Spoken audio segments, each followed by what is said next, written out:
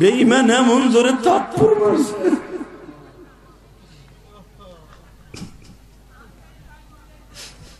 এবার নবী জমিনে ছিটকে পড়ে যাবে। উলামা ইকরাম বুখারীর শরহ ফায়জুল বারীর মধ্যে দেখবেন, হে যুবকরা, কার লাগিয়া বাদুসা তুমি সুন্দর বাস, সব সারিয়া চইলা যাব অন্ধকার কেবা হবে সঙ্গীর সাথী, কে জ্বালাবে বাতি। আমার নবী সারা কে হয় নাই রে জ্বালাইব বাতি। আমার নবীর কষ্টের কথা শুনিয়ে যাদের চোখে পানি আসবে, এই মানুষটা কোনদিন জাহান্নামের আগুনে জ্বলবে না গো বাবা। ও আমার মুক্তাগাছার বাজার,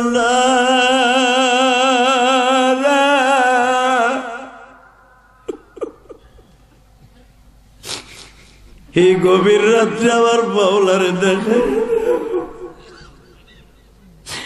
হে মুক্তাগাছার যুবক ভাইরা, তুমি নবীর প্রেমের আশেক যদি হয়ে থাকো, গাড়ি বাড়ির আশেক যদি না হও, এখন দেখো 2 ফোঁটা চোখের পানি আসে কিনা। বাবা, নবীর জন্য যদি কারো চোখে পানি আসে, দুনিয়ার সবাই জাহান্নামে গেলেও তুমি যাবা না গো বাবা। কবরে যাইবার পরে দেখবা আমার নবী তোমার কবরের পাশে বসে রয়েছে।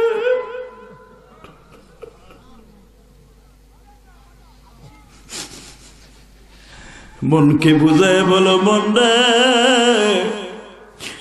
আমার নবী এত কষ্ট করলো, আমরা আরামের বিছানায় ঘুমাই গো। যেই বাড়িতে আমার বাবা ছিল, দাদা ছিল, ওই বাড়িতে আমিও আছি, কিন্তু আমার নবীর ভালোবাসা নাই গো। কুকুরের দাম আছে, সেই দাম তোমার আমার নাই। হে যুবক, দেখো তো 1 ফোঁটা চোখের পানি আসে কিনা বাবা। ও দাড়ি বাঁকা বাজান,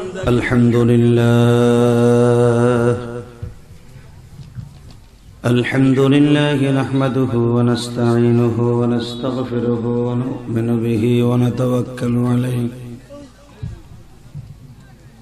ونعوذ بالله من شرور أنفسنا ومن سيئات أعمالنا من يهده الله فلا مضل له ومن يضلله فلا هادي له الذي أرسل رسوله بالهدى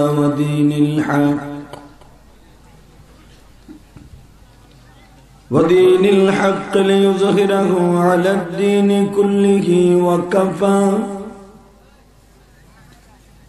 وكفى بالله شهيدا أما بعد فقد قال الله تبارك وتعالى فأعوذ بالله من الشيطان الرجيم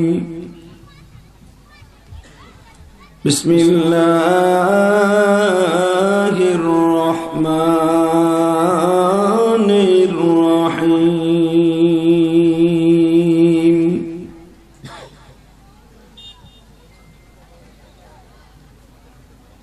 قتل أصحاب الأخدود النار ذات الوقود إذ هم عليها قعود وهم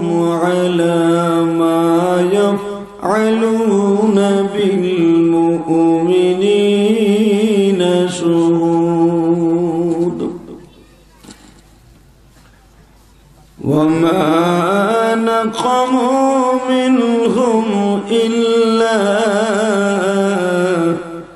أن يؤمنوا بالله العزيز الحميد إن الله وملائكته يصلون على النبي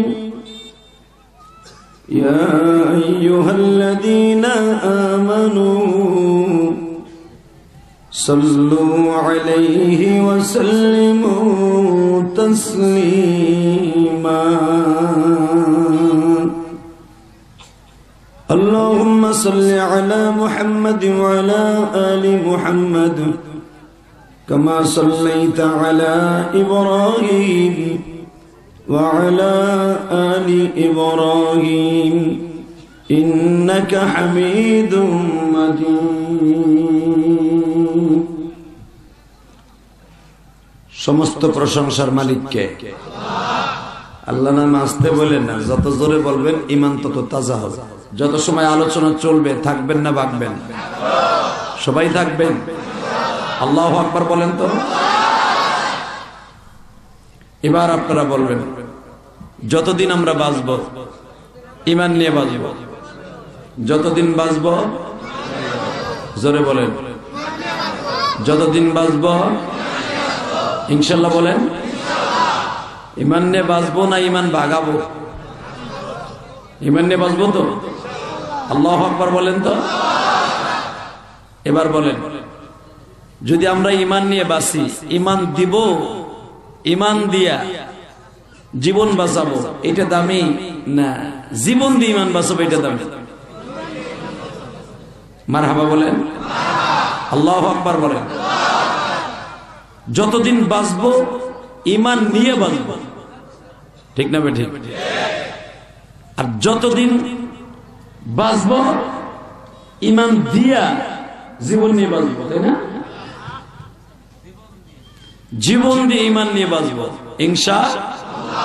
ইনশাআল্লাহ। আমি আপনাদের সম্মুখে কোরআন শরীফ থেকে একটি সূরা তেলাওয়াত করেছি, কয়েকটা আয়াত। এই আয়াতের ভিতর ঈমানের পরীক্ষা সম্পর্কে আমার আল্লাহ সুন্দর আলোচনা করছেন। আমি আয়াতগুলো তেলাওয়াত করব, আপনারা আমার সাথে আওয়াজ দিবেন, কেমন? আউযু বিল্লাহি মিনাশ শাইতানির রাজীম।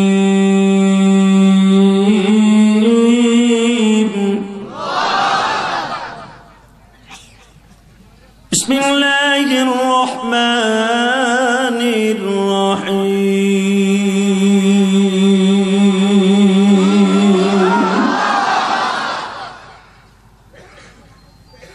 قتل أصحاب الأخدود النار ذات الوقود।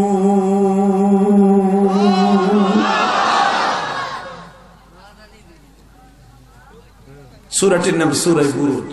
দরকার মারহাবা। সূরাটির নাম কি? মারহাবা, মারহাবা ইনশাআল্লাহ বলেন তো। এই সূরাটা নাযিল হয়েছে মক্কায়। কোথায়? জোরে কর, আরো জোরে। কোথায়? বাক্কা। বাক্কা কইলেও ঠিক আছে। মক্কার অপর নাম হলো বাক্কা। কি নাম? শোনেন কোরআনে কি বলে? ইন্না আউওয়ালা বাইতিন উযিয়া লিন-নাস লাল্লাযী বিবাক্কাতা মুবারাকান ওয়া হুদাল লিল-আলামিন।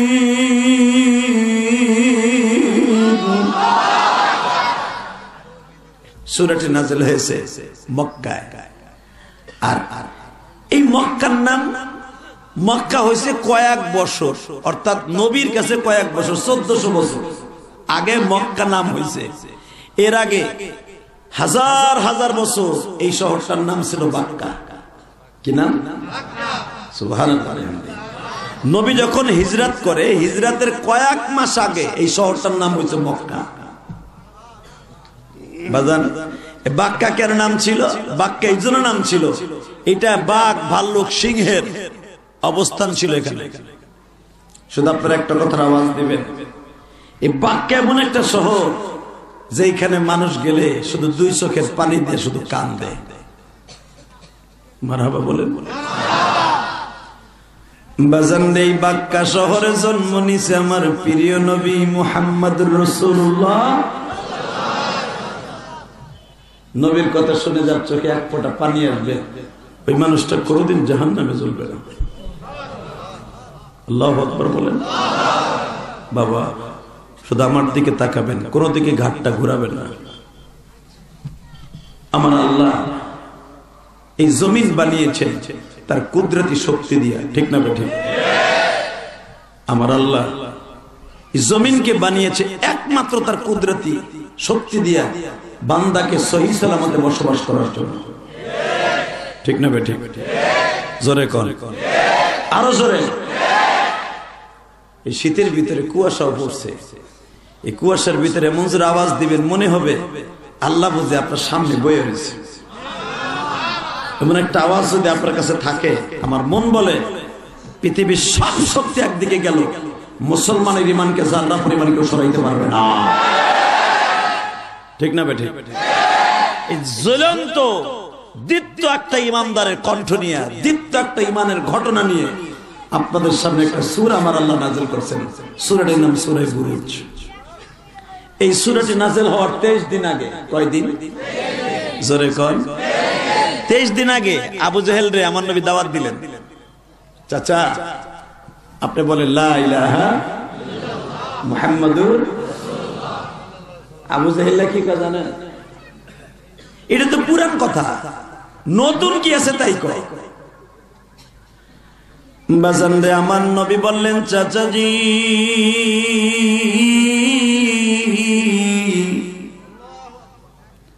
যদি এই কালেমাটা জীবনে কেউ একবার পরে, মান ক্বালা লা ইলাহা ইল্লাল্লাহ ফাদাখালাল জান্নাহ, একবার পড়লে সে জান্নাতে চলে যাবে। আবু জেহেল কয়, তোমার আল্লাহর তোমার নাম নিলেই জান্নাতে যামগা? টাটকা শয়তানি কথা। তোরে জবাব কেমনে দিতে হয় ভালো করে জানা আছে। তুই কোনদিন আমার কাছে দিনের বেলা দাওয়াত দিয়ে আসবি না।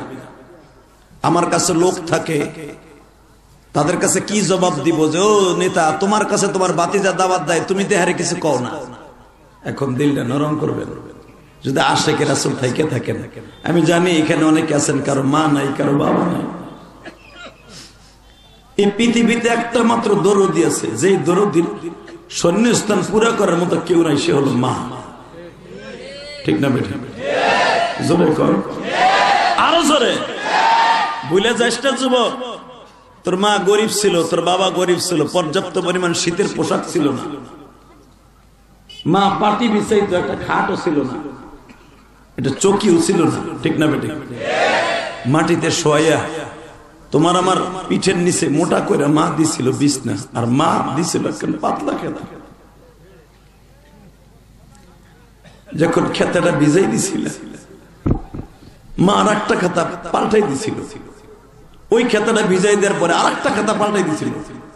লাস্টে কোনো খেতা নাই বিদায় মায়ের কাপড়ের এক পাশ তোমার পিঠের নিচে শক্ত করে বিছাই দিছে। কথা কান না কেন বাবা? যখন মার কাপড়টা আপনার আমি ভিজাই দিছিলাম, আর তোমার কাছে কিছু না। বাজান রে, মার পুরা কাপড়টাই তোমার আমার পিঠের নিচে বিছাই দিছিল। ওই কাপড়টাও যখন ভিজাইয়া দিছ রে যুবক,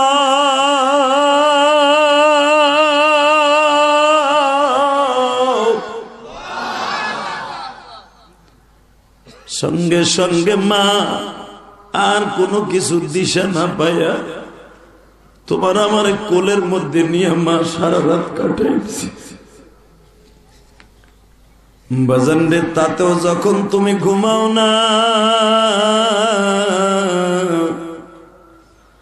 মা বাচ্চাওয়ালা মুরগির মতো সারাটা রাত্র কাটাইল। জোরে জোরে কানলে বাবায় রাগ করে বিদায় মা রান্না করে যাই বসে রইল। যুবক রে, ও দাড়ি বাঁকা বাজার,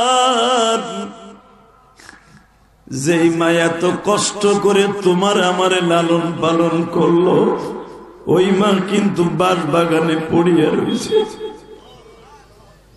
শুধু আমি আপনাদের খেদমতে আরজ করতে চাই, ওই মা যদি আজকে কবরে আরাম পায়, কোন অসুবিধা আছে? আল্লাহু আকবার জোরে বলেন তো বাবা। আল্লাহু আকবার কেন বলাইতেছে জানেন? আল্লাহু আকবার যে যত জোরে বলবেন রব্বে কারীম তত তাড়াতাড়ি আপনাকে মাফ করে দিবে। এবং আপনার জন্য আপনার বাবার নাম সহ আল্লাহু আকবার একটা ধনির একটা গাছ জান্নাতের ভিতরে আল্লাহ লাগাই দিবে। তাকান এইদিকে। আবু জেহেল বললে, মুহাম্মদ সাল্লাল্লাহু, তুই আমার কাছে দিনের বেলা কোনোদিন আসবি না। আমার নবী একটা পেরান প্রিয়তমা স্ত্রী ছিলেন, নাম ছিল তার খাদিজা। কি নাম? আরে আমার মা, আপনার মা নাম কি? আরে মা খাদিজার মতো ভালোবাসা পৃথিবীর কোন মহিলা আমার নবীর দিতে পারবে না। মা আয়েশা সিদ্দিকা রাদিয়াল্লাহু তাআলা আনহা একদিন তিরমিজি শরীফের হাদিস বলছিলেন, ইয়া রাসূলুল্লাহ, নবী গো, আপনি মাঝে মাঝে দেখি একটা বুড়া বিটির লেগে কাঁদেন, যারা 40 বছর বয়সে বিয়ে করছিলেন, আপনার বয়স ছিল 25 বছর, 15 বছরে আপনার ডিফারেন্স। এই মহিলাটার লেগে আপনি এত কাঁদেন কে? এই মহিলার মধ্যে কি পাইছিলেন যা আমার মধ্যে নাই? আমার নবী তখন আরো জোরে জোরে ফোফাই ফোফাই কান্দার বলে, আয়েশা রে, তুমি আমার সুখের দিনের সাথী, আর আমার খাদিজা ছিল আমার দুঃখের দিনের সাথী। ও আয়েশা, আমার খাদিজা কোনোদিন রাতের বেলা ঘুমায় নাই। তখন মা আয়েশাকে বলছিলেন, একদিনের ঘটনা শোনো আয়েশা, আমি আবু জেহেলকে দাওয়াত দিলাম, আবু জেহেল আমাকে বলে দিল দিনের বেলা আর কোনোদিন দাওয়াত নিয়ে আসবে না। এই সূরা বুরুজ নাযিল হওয়ার 23 দিন আগে। মারহাবা বলে। এই মুসলমানের বলা 23 দিন আগে যখন নাযিল হলো, ঘটনা ঘটতে গেল, আয়েশা তোমার বাবা জানে, তুমি জানো না। আয়েশা রে, আমি যখন আয়েশা খাদিজার কাছে গেলাম, খাদিজা বলে, ইয়া রাসূলুল্লাহ, মনটা কালো কে? আমি বলছিলাম, খাদিজা রে, আজকে আমার চাচা এমন একটা হিট দিয়ে কথা বলছে, আমার কলিজা মানায় না। কি বলছে? কথাটা হলো এই, তুমি আর কোনোদিন আমার কাছে ইসলামের দাওয়াত নিয়ে দিনের বেলা আসবে না। খাদিজা বলেন, আপনারা দিনের বেলা যেতে না করছেন না? হ্যাঁ, রাতের বেলা তো না করে নাই, যান। স্ত্রী কারে করে দাওয়াত তাবলীগের কাজ করতে, দামি কাজ। ঘরের বিবি যদি সহযোগিতা না করে, স্বামী কোনোদিন তাবলীগ করতে পারবে না। তাবলীগে যখন যাইতে যাবেন, এক ছেলে বউকে বইছে, তাবলীগ করে না, উনি তাবলীগ করবেন, ওখানে তাবলীগ করবেন, তাবলীগ বানান, তাবলীগ বানান। বউ সালমের খবর না, তাবলীগ করে, তাবলীগ করে, তাবলীগ করে। কথা কর না কেন? আর বউ যদি নেককার হয়, কবে তাসলির বাপ, আপনি ওই চিল্লাই থাকেন, আমি দেখবো না সংসার ইনশাআল্লাহ। কথা ঠিক না? ঠিক জোরে কর। তাহলে ঘরের বউ ভালো হওয়ার দরকার আছে না নাই? এমনও বুড়া আছে ওয়াজ শুনতে আইছে, আমি কখন কি কইতেছি বুড়া ঠিকও নাই। কথা কর না কেন? বউ যদি যাই জিগায়, তুমি কি ওয়াজ শুনছিলে? ওয়াজ তো শুনছিলাম শুরুতে তাসলির মা, পরে যে কখন খোটাইছে ঘুমাই গেছি নিজেও জানি না। তোর গুতায় তো টেকটারি না ঘরে, তো ওখানে একটা আরামের জায়গা আসলে বইয়ে বই ঝিমাইছি, মোটামুটি 1.5 ঘন্টা ঘুমই হয়েছে। তোর চিন্তায় তো, তোর হাতের তো বাঁচছি, তুই ঠোর না দেশ, গুতা দেশ, কেন দেশ, ল্যাবের মধ্যে বইয়া তোর হাতে বাঁচছি 1.5 ঘন্টা। এই চিন্তা করে শুন না, দুইজনে আমার কাছে শুনে যাবা, খেতার নিচে দিয়ে দাওয়াত দিবা। আলহামদুলিল্লাহ বলেন। এক বুড়া ওয়াজ শুনে গেছে, বুঝলেন? বুড়া ওয়াজ শুনে গেছে যে হুজুর ওয়াজ করছে যে স্বামী বাইচা থাকা অবস্থায় বউ যদি নামাজ না পড়ে, তাহলে স্বামীরে কিয়ামতের মাঠে কানা করে উঠেব, অন্ধ করে। এই ওয়াজ শুনে যাইয়া বুড়ে চিন্তা করে, আমি এখনো মরি নাই, আমি কানা হয়ে উঠবো কিয়ামতের মাঠে, এই বউ আমি ঘরে রাখবো না। বউ রে যাইয়া মাঘ মাসে শীতের মধ্যে লাড়ি দিয়ে বাইরে উঠেছে, আমি জানি তুই সারে নামাজ পড়স নাই, সারাদিন একক তো নামাজ পড়স না, আমি অন্ধ হয়ে উঠ মেয়ে ডইব না, উঠ। বউকে আল্লাহ কোন মগার ওয়াজ শুনাইছে, তুমি কথা কবি না, উঠ। ঘরের তা তাবলীগ শুরু হয়েছে। বউকে ওইছে কি কথা পরে আগে ওঠ। উঠছে বুড়ার কোদনি দেই, হ্যাঁ বুড়ি উঠছে। ওইটা কয় কি কর মুখ, কয় কলের কাছে যা, টিউবওয়েলের কাছে। কয় কে? উযু কর। কয় কে? কয় এখন তে নামাজ পড়বি, একক তো কামাই দিবি, তোর ভাইরে লুলা বানাই হলাম একবারে। আমি কানা হয়ে উঠবো, এটা হইতে পারে না। যা। বুড়ি এখন বুড়ার ডরে ঠিকই বাবা উজু করতেছে, কিন্তু মির্গির বেড়ের মতো কাঁপতেছে। ওই যে বাঘ বাইশাসি ডরে উজু করছে ঠিকই, উজু কইরে স্বামীরে কইতেছে বুড়া রে কেমনে নামাজ পড়বো কও, রাত বাজে এখন একটা, ফজরের তা শুরু কর কাজা 5 ওয়াক্ত পর। বউ কয় সারে রক্ত নাই জানলাম, এটা ঠিক আছে, কিন্তু ফজরের কাজা নিয়ত কেমনে করবো কয়। বুড়া কয় এইটা তো হেগি নাই, নামাজ পড়লে কানা হবে এটা হেগছি, কিন্তু কাজা নিয়ত তো হেগি নেই, কি করি কদি। বুড়ি এখন সুযোগ পাইছে, তুই কাজার নিয়ে জানোস না অন্ধ সিলিংবাদের সময় তুই আমার উড়েছে রে খেতার মধ্যে থেকে না, তোর এখন বালিশ চাপা দিয়ে মারবো মগা, তুই নিয়ত যাই না অনুষ্ঠায় খালি নামাজ না পড়লে কানা করে উড়াইবো, তুই আর কিছু বেকস নাই। বুড়াই নি বুড়ির চেতা মেতা দেই হয়, বুড়ে কইতেছে আমিও যখন জানি না তুইও জানোস না, হইয়াই থাই আর কোনোদিন তোর নামাজের কথা কম না। এমন নামাজ চলবো না, এরকম ওয়াজ চলবো না, ওয়াজ শুনবো, আমল করবো, বিবির আমল করাবো, সন্তানের আমল করাবো। রাজি আছেন না নাই? আল্লাহু আকবার জোরে বলেন তো, আল্লাহু আকবার আরো জোরে বলতে হবে। শুধু একসাথে বলবেন এই জমিনের মালিক কে? আল্লাহর সাক্ষী রেখে বলছে এখন দিলটা নরম করবেন, আমার দিকে তাকাবেন।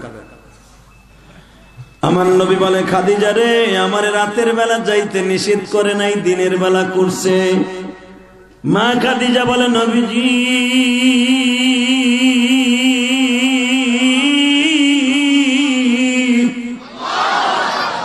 রাতের বেলা যখন নিষেধ করে নাই আপনি এখন রেডি হন।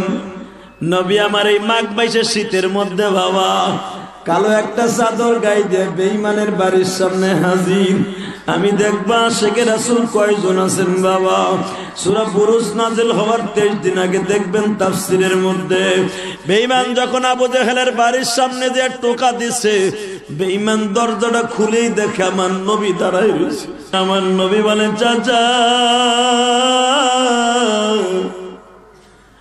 আপনি আমার দিনের বেলা আসতে না করছেন, রাতের বেলা তো করেন নাই। চাচা যদি এই গভীর রাত্রে একবার কালেমা পড়েন গো চাচা, কিয়ামতের মাঠে সর্বপ্রথম আমি আপনাকে লইয়া জান্নাতে চলে যাব। বাজান এবার একটা আওয়াজ দিও। বেঈমানের হাতে চামড়ার মোজা লাগানো ছিল গো বাবা, উটের শক্ত চামড়ার মোজা বেঈমানের হাতে লাগানো ছিল, শীতের মৌসুম। বেঈমান আমার নবীকে বলে ইদখিল ইয়া মুহাম্মদ, ঘরের মধ্যে ঢুক। নবীরে ঘরের মধ্যে ডাক দিয়ে সবে মাত্র আমার নবী ডাইন পাউটা ঘরের মধ্যে দিছে গো বাবা, বেঈমান এমন জোরে থাপ্পড় মারছে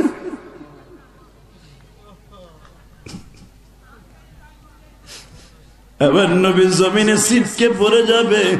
উলামা ইকরাম বুখারীর শরহ ফায়জুল বারীর মধ্যে দেখবেন, হে যুবক রে কার লাগিয়া বাদুসা তুমি সুন্দর বাস,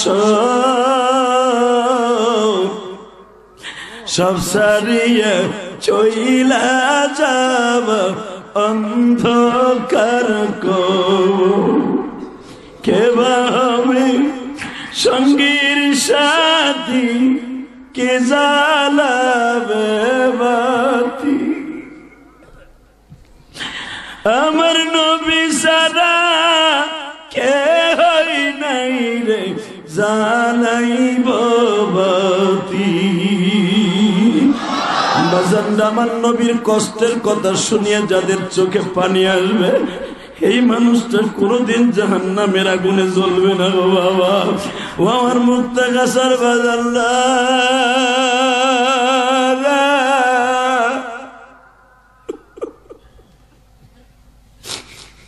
এই গভীর রাত্রে আমার বাউলারে দেখে। হে মুত্তাকাসের যুবক ভাইরা রে,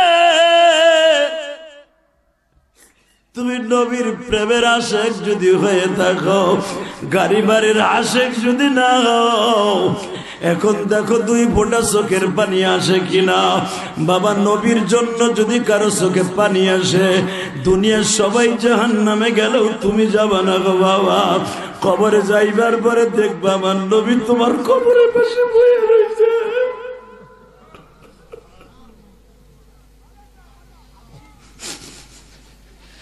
মনকে বুঝায় বলো, মন রে আমার নবী এত কষ্ট করবো,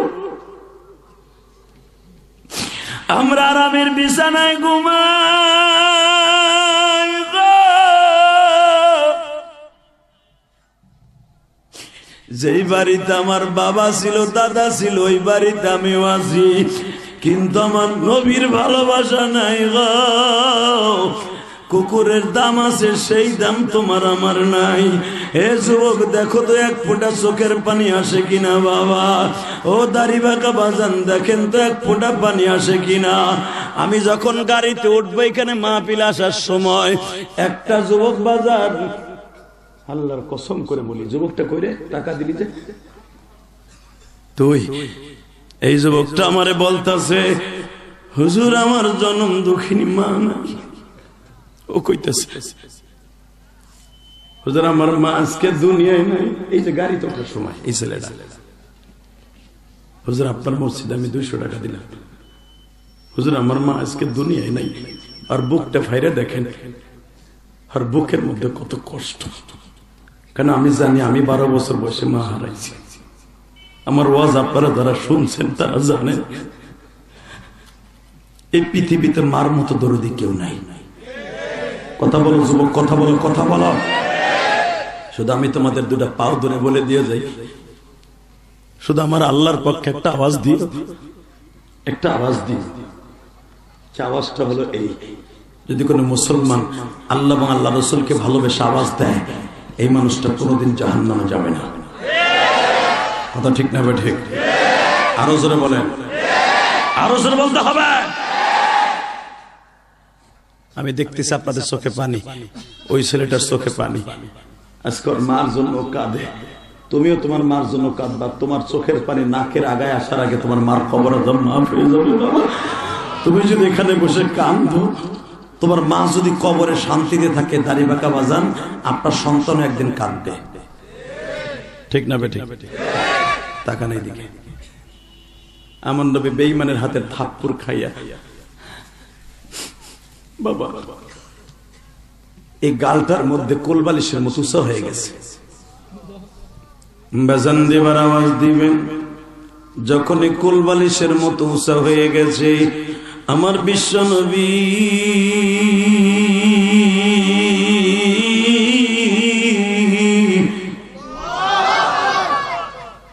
আঁটুতে ভর দিয়ে আবার দাঁড়াইছে। নবী যখন বেঈমানের হাতের থাপ্পড় খাইয়া ছিটকে পড়ে যাইতেছে, বাবা জিব্রাইল পিছনের থেকে আমার নবীর থাবা দিয়ে ধরলেন। নবী একবার পারমিশন চাই গো নবী, বেঈমানের বাড়িটা আসমান পর্যন্ত উঠাবো, জমিনে উল্টায় ফেলায় দিব। ও নবী একবার যদি পারমিশন পাই গো নবী,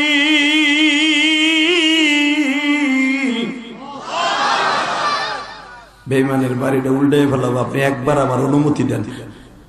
আমার নবী বলে, জিবরাইল রে তোমার তো চাচা নাই, তুমি চাচার দরদ কি বুঝবো? যদি তোমার চাচা থাকতো বুঝতে চাচার দরদ কারে কয়। আমি কোনোদিন আমার বাবার কোলে উঠি নাই, এই চাচারাই আমারে বড় করছে। হয়তো আমার চাচার কপালে হেদায়েত আছে কিনা জানি না, তবে আমার ওই যে স্বাস্থ্য ভাই একরামা তাকাই রয়েছে, তখন একরামা পাশের রুমে জানালা সরাই দেখে আমার নবীরে আমার বেঈমান বাবা এমন জোরে থাপ্পড় মারছে, আমার নবীর গালটা কোলবালিশের মতো উঁচা। আমার নবী এত নরম ছিলেন, সামাইলে তিরমিজিতে দেখবেন আমার নবীরে কেউ যদি সিমটি কাটতো 1 মাস পর্যন্ত এখানে লাল হয়ে থাকতো। আমার নবীর শরীর যে এত নরম ছিল বাবা, তুলার চাইতে বেশি নরম। মা আয়েশা বলেন, দুনিয়ার সূর্য উদিত হয় সকালবেলা, আর আমি আয়েশা সূর্য উদিত হয় রাত 1টার পরে।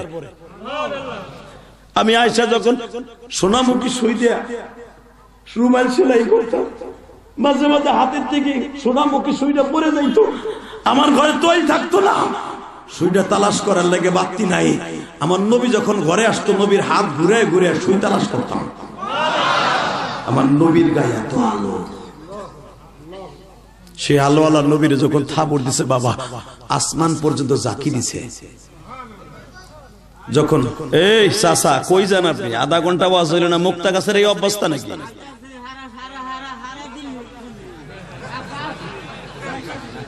ঘুরে আবার কোন দিকে পরে ঘুরে নাই? আল্লাহ কবুল করেন। কি কইছে শুনছেন? রাতের ওয়াজ সারাদিন শুনবো। হে ঠিকই কইছে, আল্লাহ কবুল করুক, জোরে কথা আমিন। বাজান আর বেশি সময় নষ্ট করব না, কারণ আপনার কাছে মাইকের অবস্থা আর আপনার কাছে অবস্থা, আওয়াজ নাই, এই জন্য অল্প সময়ের ভিতরে বিদায় নেব। কয়টা বন্ধ চলবো? সারা রায় টাটকা মিথ্যা কথা, আপনি উঠবেন না, আমি উঠব না, তবে যতটুকু সময় বুঝবো ইমানের চেতনা নিয়ে বুঝবো, আমলের নিয়ত নিয়ে বুঝবো। আমার নবীর এত কষ্ট করার পরে আমার এই কষ্টওয়ালা নবীরে যদি কেউ গালি দেয় ওরে জুতা দিয়ে সোজা করবো। রাজি আছো না নাই? কে কে রাজি আছো? একবার তাকবীর ধরে আল্লাহকে দেখায় দাও।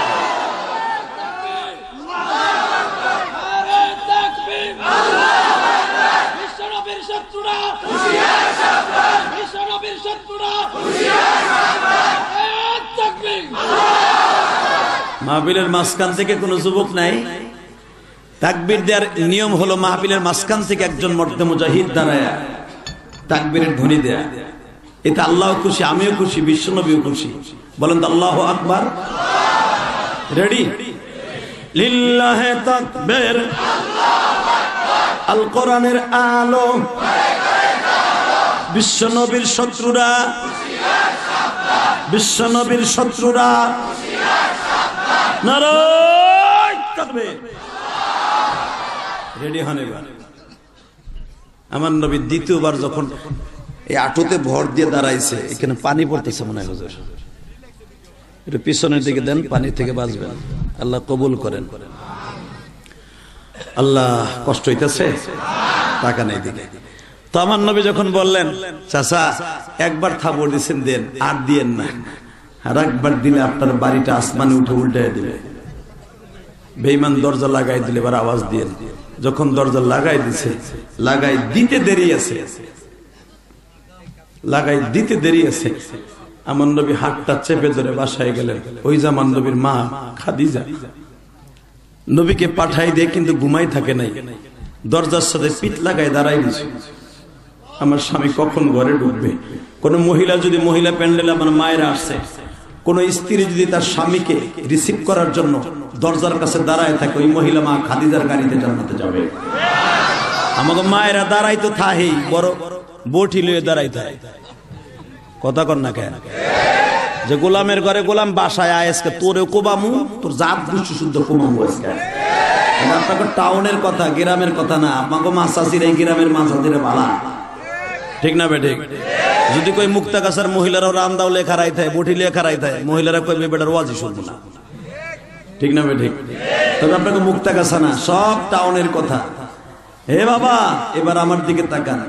মা খাদিজা বলে ঘটনা কি? আপনি গেলেন হাসি মুখে, মুখটা কালো করে আসলেন কেন? এবার আওয়াজ দিয়েন। আমার নবী কোনো কথা না বলিয়া যখন ঢুকলেন, মা খাদিজা একটা দৌড় দিয়া নবীরে বুকের মধ্যে চেপে ধরলেন। মা খাদিজার জানা আছে বাজার, যদি আমার নবীর ভিতর থেকে কোনো কথা বের করতে হয় 100% ভাবে নবীর বুকে নিয়ে আদরের সতী ছোট বাচ্চার মতো জিজ্ঞেস করতে হবে। এ আমার মা বোনেরা, আপনারা তো পুরুষ প্যান্ডেলের অবস্থা দেখেন নাই গো মা। আমার বাবাজিদের চোখ ভরা এখন পানি, আমার নবীর কষ্টের কথা শুনিয়া চোখে পানি আসছে। উমা যদি আপনার চোখে পানি আসে, মা খাদিজার গাড়ি আপনার জন্য জান্নাতে রেডি হচ্ছে গো মা।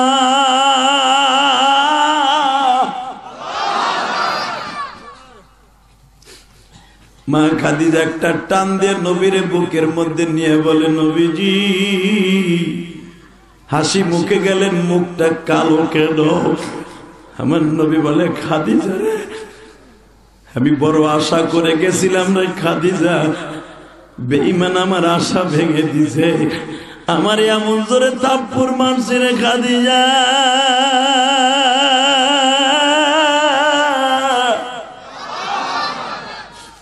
মা খাদিজা হাতটা সরাই দেখে বাবা কোল বালিশের মতো এই গালের চলটা উঁচা হয়ে গেছে। আল্লামা আজিজুল হক বুখারীর শরহের মধ্যে লেখে বাবা মা খাদিজা একটা দৌড় দিয়া নবীর মুখের মধ্যে বলে, নবীজি এখনো আমি খাদিজা মরি নাই, আমার বংশের মানুষও মরে নাই, আমার বাড়ির মাল লইয়া আবু জেহেল আজকে বড় লোক। নবী আমি ছিলাম বিশ্ব ধনীদের মধ্যে একজন, আপনি শুধু একবার আমারে বলেন বেঈমানের বিচার কেমনে করতে হয়। এ বাজার মা খাদিজা বলে, আমি আপনার প্রতিশোধ না নিতে পারলে আপনার ঘর করুম না। আমার নবী বলে, খাদিজা তুমি কি প্রতিশোধ নিবা? তোমার বাড়ির সামনে জিবরাইল আজকে দাঁড়ায়। খাদিজারে আমি যদি একবার ইশারা দিতাম বেঈমান তসতস হয়ে যাইতো। যুবক ভাইরা, যেই নবীর প্রতিশোধ নেওয়ার জন্য জিবরাইল নিজে দাঁড়ায় থাকি, আমার ওই নবীরে কেউ গালি দিলে বেঈমানরে জাগায় পুঁতে ফেলবো। রাজি আছো না নাই? আল্লাহু আকবার, আল্লাহু আকবার, জাগায় পুঁতে ফেলবো রে। দুনিয়া সব মেনে নিব, আমার নবীরে গালি দিলে এটা মেনে নিব না। রাজি আছেন না ভাই? আওয়ামী লীগ করে, বিএনপি করে, জামাত করে, জাতীয় পার্টি করে, যেটা মনে হয় সেটা করবো, আমার নবীরে গালি দিলে মেনে নিব না। চাকরি যাক, জীবন যাক, বউ যাক, ছেলে মেয়ে সব যাক, আমার নবীর ইজ্জত জমিনে বেঁচে থাক। রাজি আছো না যুবক? রাজি আছো না দাদা ভাই? টাকা এইদিকে। আমার নবী জীবনে কোনোদিন রাজত্বের জন্য, ক্ষমতার জন্য জীবনে আবু জেহেলের সাথে লড়াই করে নাই, শুধু কোরআন আর ইসলাম জমিনে টিকাই রাখার জন্য কষ্ট করেছে। তো নবীরে যখন থাপড় দিয়ে গালটা লাল বাবা, আমার নবী একাধারে 21 দিন পর্যন্ত কাবা ঘরের ভিতরে যায় নাই।